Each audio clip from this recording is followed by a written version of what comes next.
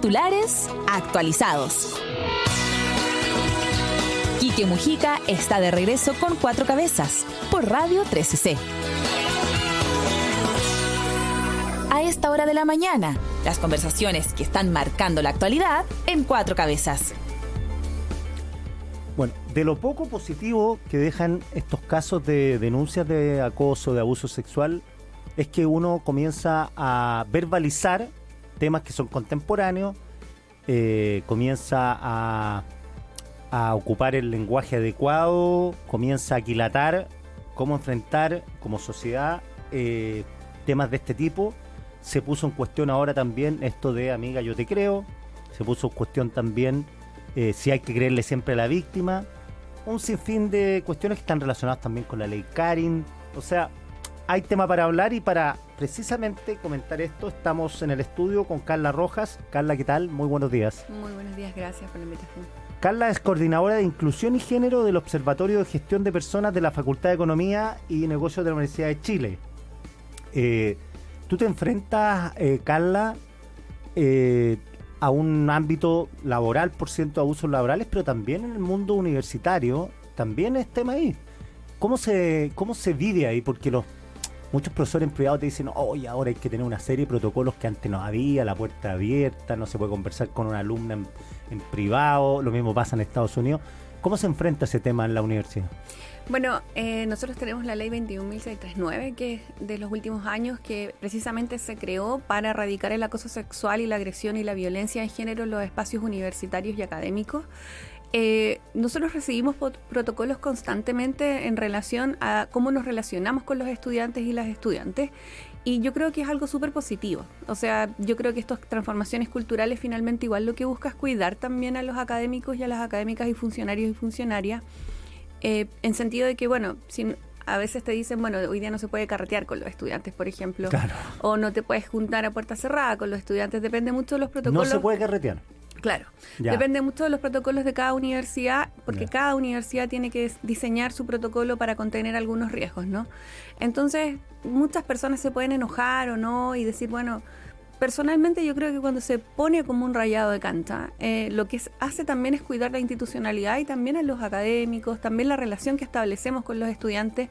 No podemos olvidar que acá hay relaciones de poder. O sea, sin duda que la relación que yo establezco con los estudiantes es establecida bajo un rol. Ya no estoy en una discoteca con ellos, no me conocieron en la calle. Ya. Entonces, evidentemente, o sea, hay un rol que se profesor espera. siempre. Exacto, siempre Ya. van a esperar esa conducta de ti, eres un role model también al respecto. Entonces, yo creo que en materia preventiva todo lo que se pueda sensibilizar, educar, que también esta ley obliga a hacer capacitaciones, sensibilización, tener los procedimientos y dar reparación a las víctimas y contención y asesoría jurídica. Creo que es muy importante después de estas tomas de todas las universidades que tuvimos, 25 universidades tomadas en el 2018, porque estos temas no se hablaban. Entonces, hoy día yo creo que es materia preventiva. Oye, si extrapolamos esto al caso Monsalve, que Monsalve haya salido con una subalterna, de por sí es imprudente, ilegal, ilícito.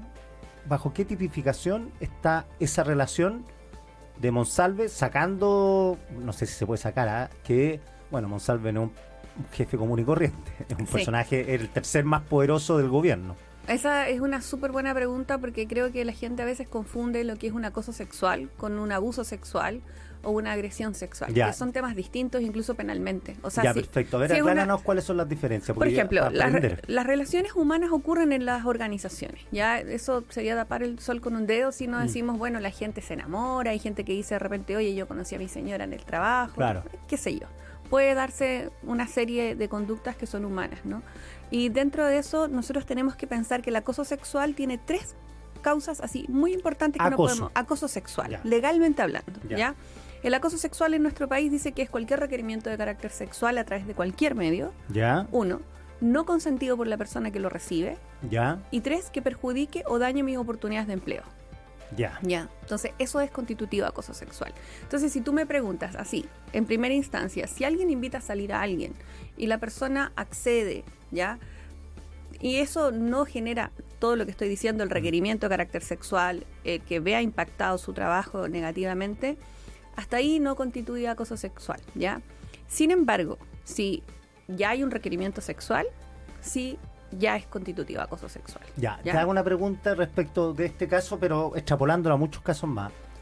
Yo he escuchado que cuando Monsalve invita, no está invitando, sino que está obligando a ir porque es el jefe. Uno dice, bueno, es domingo, pero da lo mismo. Si te llama el jefe, uno tiende a aceptar por el temor a tener algún desmedro en el trabajo futuro. Entonces, en este caso, ¿es así? Sí, porque también lo que quería agregar que hay que considerar las relaciones de poder. No olvidemos que las relaciones de abuso sexual o agresión o acoso laboral y sexual están relacionadas con la relación de poder. O sea, no son inocuas. No podemos ser como ingenuos en pensar, oye, da lo mismo si me invita, como hablábamos, ¿no? Si me invita la tercera persona con más autoridad en el gobierno, evidentemente voy a decir que sí, tengo miedo de tener mi trabajo ya. Claro. Entonces, creo que es importante considerar eso. Entonces, si el consentimiento fue dado o no fue dado, no puede quedar en la fórmula, aparte que acá había una relación de poder. Ya. O sea, Monsalve en el primer momento habría dicho, ¿sabe qué? La verdad que aquí no me meto. Exacto. Espero 4 años y después abordaré a esta niña, si me gusta o no me gusta. Exacto. Porque si no, estás en el rol profesional. O sea, yo puedo pensar que me están invitando a mi jefatura para hablar de trabajo. No, bueno, eso le dijo también, que viene a hablar de trabajo. Y es una técnica muy usada por los acosadores. Yo que investigo hartos casos de acoso sexual y laboral hace mucho tiempo, es de manual. O sea, las personas te invitan inicialmente para hablar de trabajo, en horarios fuera de la oficina o en lugares fuera de la oficina. Entonces hay que tener mucho cuidado con eso. Qué buen punto ese. A ver, los modus operandi de los acosadores, estoy hablando en el mundo laboral, para que todos los que son jefes vayan tomando nota. ¿Cómo procede esto en general? Mira, en general no es que todos tengan experiencias previas, ¿ya? Pero un poco analizando todos los casos que yo llevo hace muchos años, creo que sí hay un factor común, que es esto primero, y que está estudiado también en varios papers, ¿no? Como que la víctima es seleccionada inicialmente como por sus capacidades técnicas. Entonces yo encuentro que hoy soy la favorita, me están seleccionando, pero usualmente la persona, que casi todos los casos son mujeres mayoritariamente, piensan, oye, me están seleccionando por mis competencias técnicas. Claro. Entonces me llaman después de la oficina porque me están entrenando, me quieren hacer alguna carrera de desarrollo. Entonces la víctima piensa que fue seleccionada por sus competencias técnicas. Bueno, el caso marcado de Monsalve. Claro. Después que se hace esta selección de la víctima, comienza el requerimiento de carácter sexual, y cuando la víctima rechaza esta acción, comienza inmediatamente a veces el acoso laboral. Como que la víctima de un día para otro pasó a ser floja, pasó a tener problemas. Y eso ocurre, así de burdo. Es un ciclo que está más o menos estudiado a nivel académico, donde este requerimiento sexual, en caso de que la persona ponga límites, efectivamente comienza a activarse un acoso laboral contra ella. Entonces, algunos síntomas, y que yo creo que en esto tenemos que prepararnos también todos los testigos, porque los testigos podemos ser testigos activos o pasivos de estas acciones.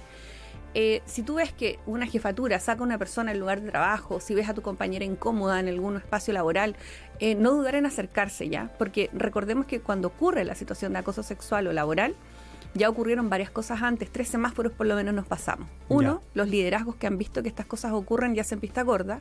2, los testigos, que pueden ser activos o pasivos. O sea, yo puedo mirar y decir, mejor miro para otro lado, o puedo fomentar esto, oye, sí, no sé, entre el hombre, no sé, sale con ella, dale, campeón, etcétera. Entonces, de alguna manera, yo creo que es súper importante el rol de los testigos en detener estas conductas. Sí, cuando digo que los patrones se repiten con Monsalve, no estoy diciendo que Monsalve sea culpable de violación, solamente estoy pensando en todo lo que ocurrió antes de esa noche en el hotel, porque antes de la noche en el hotel se cumplen los patrones. Sí. Monsalve se interesa por la funcionaria, la cambia de cargo, le sube el sueldo, le dice que tiene que estar con él todo el tiempo permanente, que tiene que viajar con él, de hecho viajan, ahí se repiten todos los patrones. Exacto. De ahí lo que pasó después lo está investigando la justicia, pero hasta ahí son los patrones promedio que tú me dices. Oye, los testigos pasivos y activos, eso me interesa, sí. Esos testigos son testigos, digo, tienen la obligación moral o legal de dar cuenta a alguien de lo que están presenciando. Actualmente, lamentablemente, es moral, solamente porque no podemos, no hay un espacio como para judicializar un caso. Aunque sea funcionario público. Sí, porque lamentablemente esto como es entre 2 personas, usualmente ya cuando ocurre la gente puede decir, bueno, yo no sabía, yo no fui entrenado para entender esto, no sé. O sea, podemos tener 1000 excusas. Pero yo creo que sí moral en términos de decir, bueno, ¿qué hacemos cuando vemos que una persona está sufriendo? Y cualquier tipo de violencia, o sea, si yo veo un comentario racista, un comentario sexista, me río de esto, fomento la acción o la detengo. Pensemos que en todos los casos emblemáticos que tenemos de acoso sexual y laboral, y agresión sexual también y violación, después toda la gente dice, oye, yo lo veía como las mujeres salían llorando, en el caso, no sé, Nicolás López y otros casos, veía que era raro que se juntara con ellas en la casa, veía como, no sé, esta persona solía hacer chistes y comentarios sexistas de las compañeras o las alumnas. Entonces, cuando vemos casos así y después decimos, oye, todos sabían y nadie hizo nada para frenar. Incluso y yo creo, hay veces que las mujeres saben. A mí me ha pasado. Exacto. Y creo que ahí es súper importante el rol de detener esta acción como sociedad. O sea, Ley Karin, que es muy importante para los cambios conductuales que estamos buscando ahora en la sociedad, creo que lo que más apunta es la prevención, la sensibilización, porque también en Chile normalizábamos muchas situaciones de violencia. Y hasta hace nada. Exacto. O sea, cosas que uno dice que yo vi por lo menos y que escuché, que digo ahora es imposible que ocurran, o sea, van a seguir ocurriendo siempre, pero en mi entorno es imposible que ocurran porque existía esa cuestión de perro que ladra pero no muerde. O sea, el acosador que tira la talla, como que te mira, toda la cuestión, pero no llegaba a consumar. Y eso era como, ya, si este es un perro que ladra y no muerde.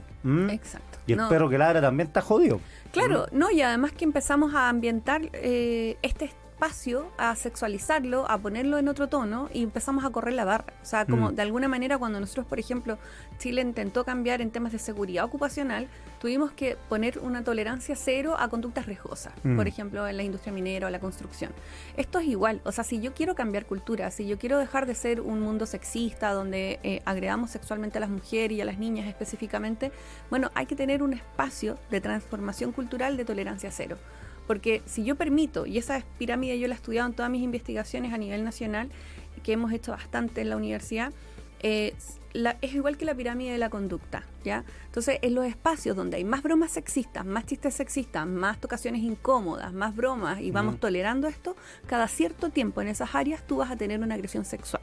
Ya, o sea, porque es conducta. Las alertas, como dices tú, los semáforos están y hay que mirarlas. Y son detectables porque son manifestaciones ostensibles. Exacto, claro. Son observables, las puedes ver, claro. O sea, y por eso ahí necesitamos mucho el apoyo de los hombres en esta transformación cultural. Hay muchos espacios que las mujeres no estamos, o sea, en estos WhatsApp, grupos de compañeros, etcétera, o ex compañeros, nosotras no estamos, entonces requiere valor y coraje decir, bueno, ¿sabes qué? No estoy de acuerdo con este chat que ya está muy, no sé, sexualizado. Si nosotros queremos cambiar estos estereotipos de roles y género tan arraigados en nuestra sociedad, necesitamos acciones concretas. Sí, lo peor que está pasando desde los colegios. Exacto. Como el caso del San George hace poco. Sí, entonces cuando a mí me dicen, no, mira, las juventudes vienen distintas, ahora ya no tenemos este problema, no es cierto. No es cierto, no. O sea, de los 21.000 casos de agresión sexual y violación que tuvimos el año pasado, o sea, una mujer en Chile es agredida sexualmente cada 28 minutos.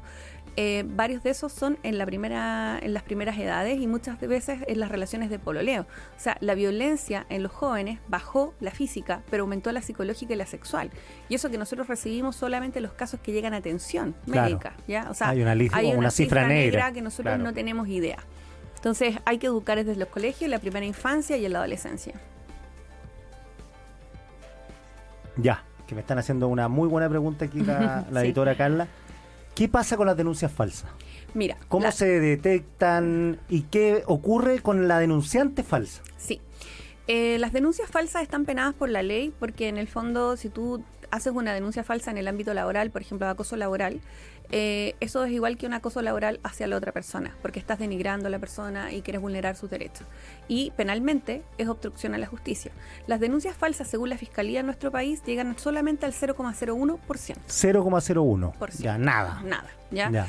Y creo que es muy difícil pasar por una denuncia, lo vemos, o sea, imagínate las víctimas que hemos tenido estos últimos años, cómo se filtra la información, cómo queda estigmatizada la familia. Muchas víctimas se suicidan, no olvidemos el caso de Antonia Barra, ¿ya? Entonces no es fácil para una mujer atravesar un proceso de investigación, la revictimización que surge desde que se filtra la información, la cantidad de veces que tiene que contar lo que vivió, es tan alarmante y estos casos judicialmente pueden extenderse hasta en un año. ¿ya? Claro. Legalmente, o sea, un karma... o más, 3 años. O sea, yo tengo acompañado víctimas que sus casos duran 3 años, viviendo y reviviendo esto. Y no es algo solo que impacta a la víctima, impacta a toda su familia. Y de alguna forma, la gente cree que esto es chistoso, que es divertido pasar un proceso así. No, esto es grave. La víctima queda con secuelas de por vida, usualmente depresión leve, severa, incluso la ideación suicida. Entonces, por eso tenemos que reconocer primero el dato: 0,01% de las denuncias son falsas y son penadas por la ley como obstrucción a la justicia, y también tienen castigos severos si tú levantas una denuncia falsa. Según tu experiencia, Carla, ¿cómo conversa la presunción de inocencia con el yo te creo?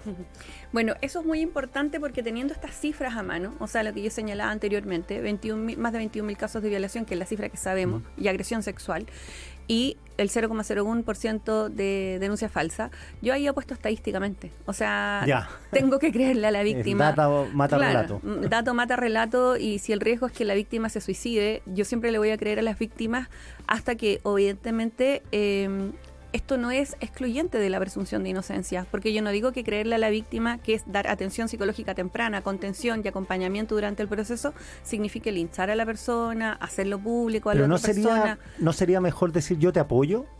Es que tiene que ser yo te creo. Porque ese creo es yo te apoyo, porque cuando uno dice yo te creo, quiere decir que el que está al frente, antes de cualquier resolución judicial, el que está al frente, yo a ti no te creo, a Monsalve no te creo, a ella le creo. Pero hay una investigación judicial. El yo te creo es precisamente para promover la credibilidad de las víctimas, ¿ya? O sea, nosotros sabemos, de acuerdo a todas las investigaciones y también a los escritos de Rita Segato, por ejemplo, que es experta en materias de agresión sexual, ella señala que hay una doble moral en nuestra sociedad. O sea, yo puedo tener 5 mujeres, como casos emblemáticos, Luis Barriga y otros más, el juez, ¿no? 5 mujeres que están diciendo que fueron acosadas sexualmente, y los jueces, las personas dicen no hay pruebas, faltan, como si estas cosas ocurrieran públicamente, como si a mí me fueran a agredir acá en medio de una entrevista, como ¿no? Flagrante. Claro, no siempre es así. Entonces, el amiga yo te creo tiene que ver con animar a que la persona se atreva a la denuncia. O sea, que entienda que incondicionalmente hay un grupo de mujeres que sí le va a creer, porque hemos vivido esto. O sea, más allá de lo que diga la justicia. Más allá de lo que diga la justicia. Y eso digo que no es excluyente, porque nosotros no estamos diciendo que queremos linchar a la otra persona. Hay una investigación y un debido proceso, y es lo que siempre hemos diseñado en todos los protocolos y procedimientos y legislación, que exista el debido proceso para las personas que están siendo denunciadas. Sin embargo, el yo te creo es animar a las mujeres, jóvenes y niñas que sí hay alguien que les va a creer. Porque, de acuerdo a lo que dices tú, hay una inhibición cultural del relato de la mujer. Del relato de la mujer. Exacto. O sea, hay una cifra negra entonces bien grande de agresiones sexuales que no conocemos. O sea, recordemos que las víctimas, además, ahí esto es súper importante, las víctimas solo hablan cuando pueden, no cuando quieren. Ya recuerden que esto genera un trauma para una persona, el sometimiento, ya sea, es casi deshumanizante que te violen y te agredan sexualmente. Sí, o sea, te quitan toda voluntad. Te estudiado que hay una negación del hecho. Exacto. Primero, un mecanismo de defensa basado en la negación. El olvido. Probablemente yo niegue, bloqueé, mi cerebro inteligente. O fue culpa mía, ¿qué hice? Exacto, ¿qué hice? ¿Qué señal mandé? ¿Qué dije? Imagínate todos esos escenarios que están en la cabeza de una persona. Después vienen todas también las consecuencias de la familia. O sea, tengo que contarle a mis padres, tengo que contarle a mi esposo, tengo que contarle a mi pareja. ¿Qué va a pasar con eso? Yo conozco muchas víctimas que no contaron nunca un abuso sexual en la infancia por temor a lo que le podía pasar a los padres, o incluso a la pareja por temor a cómo iba a reaccionar con el presunto agresor. Claro, y muchas veces son familiares. Exacto. O sea, el 80% de los abusos sexuales en Chile son por familiares o personas cercanas a la familia. Es increíble. Exacto. No es, la gente siempre piensa que es el estereotipo del delincuente que te va a estar esperando afuera. No, no es así. El 80% tío, el padrastro, el amigo de la familia, el profesor, el cura. Exacto, eran gente de confianza de la familia. Entonces, la gente piensa que estas agresiones ocurren de un día para otro, siempre usando la fuerza. No, acá hay una manipulación. Usualmente las víctimas, recordemos que 2/3 de las víctimas son menores de 14 años en nuestro país. Entonces, acá nosotros no podemos hacer como que la víctima tenga la valentía de llegar a hablar si después vemos un sistema judicial y también la prensa, y este llamado lo reitero a toda la prensa, y gracias por esta invitación, a que hablemos de estas cosas con seriedad. Claro. O sea, exponer a las víctimas, priorizar, utilizar estos casos para hacer una guerra política es sumamente dañino para las víctimas. Finalmente, lo único que se inhibe es que las mujeres y las niñas tengan la posibilidad de denunciar. Estamos terminando, lamentablemente, porque el tema da para largo, pero te haré una pregunta sobre la prensa, sobre los medios. ¿Cuándo se entiende como revictimizar? Por ejemplo, te doy el caso concreto de la denunciante en el caso Boric. hablar del prontuario que tiene ella judicialmente, ¿eso tú lo consideras imprudente? En este caso creo que fue para fomentar y aclarar que la denuncia era falsa y que evidentemente respondía a un ataque político. Pero yo sí creo que mostrar la cara de la víctima, estar haciendo alusión a sus perfiles, dar información de ella, sí es revictimizante, porque si estamos hablando de una persona que incluso puede tener, no sé, algún trastorno de personalidad o algo más grave o lo que sea, creo que no hay que hacer más daño del que ya una mujer puede tener. Y evidentemente es una denuncia falsa, eso se investigará, pero creo que estar mostrando la información constantemente en los medios es muy grave. Pero creo que es más grave lo que ha pasado en los otros casos que sí son reales y se filtró toda la información. El resto de las víctimas, al ver este tratamiento, probablemente diga, yo no voy a denunciar si esto es lo que ocurre con una víctima cuando denuncia. Claro, porque lo hemos conversado acá. Nosotros sabemos el nombre, el apellido de la denunciante en el caso Monsalve, sabemos quién es. Nunca los medios serios, por lo menos, hemos dado su nombre. Supimos de que el padre decidió por motu propio dar una entrevista y en la audiencia, cuando pregunta el juez si va a ser pública o no, va a ser transmitida, la abogada de la denunciante dice que sí y los abogados de Monsalve dicen que no, cuando uno decía, quizás los dos decían que no. ¿Esa decisión de la abogada tú las consideras pertinente o no? Pertinente en términos de que es distinto revictimizar a que la víctima sea la que da el relato una y otra vez o que su información privada se filtre. Pero lo que ocurrió en el hecho de abuso sexual o violación, que es muy parecido a lo que pasó, no sé, con esta mujer francesa, hay toda una campaña de que la vergüenza cambie de lado. Claro. O sea, dejar las víctimas que fueron vulneradas tener vergüenza por haber sufrido la situación y que la vergüenza pase a los abusadores y a los violadores. Bueno, por eso se entiende también que la defensa de Monsalve no quería que se transmitiera. Exacto. Oye, Carla, súper interesante, un tema para no acabarlo acá. Tengo una sola duda sobre por el tiempo. La diferencia entre abuso sexual y agresión sexual, legalmente, ¿cuál es? Por ejemplo, el abuso sexual tiene que ver con connotaciones de tocaciones genitales, ¿ya? O sea, tiene que haber en partes tocación genital o también en partes íntimas. Sin embargo, la agresión sexual es, por ejemplo, cuando una víctima dice me intentó dar un beso, pero hubo fuerza. O sea, que la situación no ocurrió el abuso porque la víctima usó fuerza. Entonces eso es una agresión, igual. Ya. No, lo digo porque las tocaciones en el metro son... Exacto, las tocaciones en el metro, si son en partes íntimas, y eso evidentemente es abuso sexual. Y es delito. Sí, es delito, está penado por la ley, por abuso sexual y también por la ley contra acoso callejero. Recuerden que hoy día también esa es una ley. Claro, lo que pasa es que hay un margen de denuncia súper bajo. Sí. Súper bajo, porque como lo pruebo, tengo que hablar, tengo que ir a contar una y otra vez esto, tengo que contarle a mi familia que un tipo me toqueteó en el metro. O sea, y además que también pensemos que las personas no salen de la mañana pensando hoy día alguien me va a tocar en el metro. Claro. Entonces es normal paralizarse. El freezing o el congelarse cuando tú sufres una agresión es un mecanismo de defensa normal. Sí, eso me han contado muchas amigas que han sufrido eso, que quedan paralizadas. Exacto, es como cuando asaltan a una persona, ¿no? O sea, tú dices, no, voy a hacer esto, voy a llamar a no sé quién, claro, le voy a pegar una patada. O sea, te congelas en el minuto, si fuiste víctima de alguna agresión previamente, probablemente sea más agravante y cueste poner la denuncia. Por eso yo refuerzo el amiga yo te creo es más importante versus las denuncias falsas. Por lo menos hay mujeres que siempre le van a creer a las víctimas. Buen punto de vista. Carla Rojas, 1.000.000 de gracias por estar acá. Gracias a ti.